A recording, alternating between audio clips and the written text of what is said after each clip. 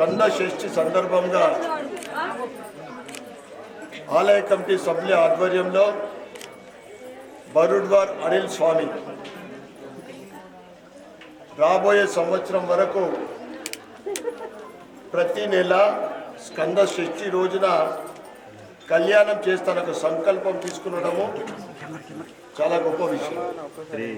ఒకసారి అంటే ఓకే ఉంటుంది ఎవరికైనా. నిజంగా అనిల్ స్వామి నాకు గత కొన్ని దశాబ్దాల నుంచి తెలుసు. తనకున్న దాంట్లో తోచినంత దాన ధర్మాలకు, ఆలయంకి ధర్మం గురించి ఎల్లప్పుడూ ఆయన ముందుంటాడు ఖర్చు పెట్టడానికి. తన దగ్గరికి ఎవరు వచ్చినా కానీ తన వంతు సహకారం చేయడం ఆయన కూడా ఆయన ముందు నుంచి అలవాటు. ఇదే ఒకటి కాదు, నరసింహస్వామి జయంతి వస్తుంది అక్కడ 36 డివిజన్ అంటే నామదేవ్ వాట్ల. ఆ కార్యక్రమం అంతా కూడా అక్కడ 1000 మంది అన్నదానం అయింది. ఈ నిర్ణయం తీసుకున్నందుకు నిజంగా సుబ్రహ్మణ్యేశ్వర స్వామి అంటే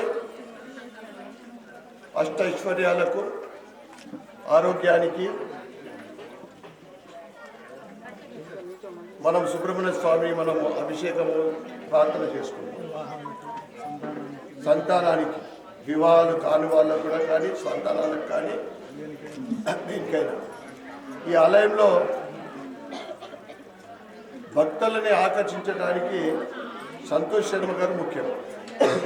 ఎందుకంటే ముంగట మహాలక్ష్మి గుడిలో కానీ ఇక్కడ కానీ ఏ చిన్న కార్యక్రమంలో నాకు ఫోన్ చేస్తారు. ఆయన అంత మంచి మనిషి ఉన్నారు. ఎందుకంటే ఆలయానికి ప్రధానంగా పూజారి ముఖ్యం. పూజారి బాగుంటే భక్తుల సంఖ్య కూడా పెరుగుతాయి. ఈ చిన్న ఆలయమైనా కానీ భవిష్యత్తులో ఇందూరు నగరంలో ఒక ప్రముఖ ఆలయం ఉంది.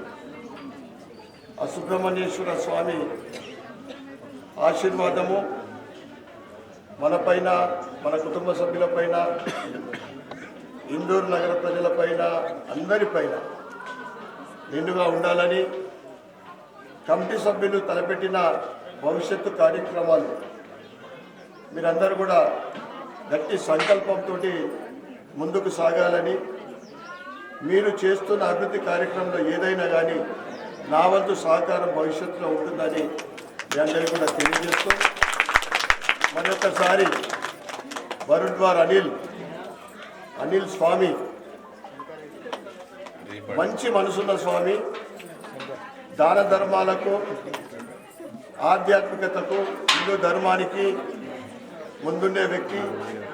వారి కుటుంబం పైన, వారి కుటుంబం పైన, బంధుమిత్రుల పైన స్వామివారి ఆశీర్వాదం ఉండాలని మరొకసారి కోరుకుంటూ ఈ షష్ఠి సందర్భంగా అందరికీ శుభాకాంక్షలు, శుభాకాంక్షలు.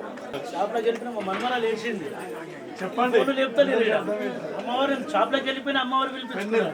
పొద్దున రాగానే టైం అయిపోయింది, ఇంటికి వెళ్ళిపోయింది. షాప్లోకి వెళ్ళిపోయినాక మన్మరాలు వేసింది, ఫోన్ లేకపోలేదు.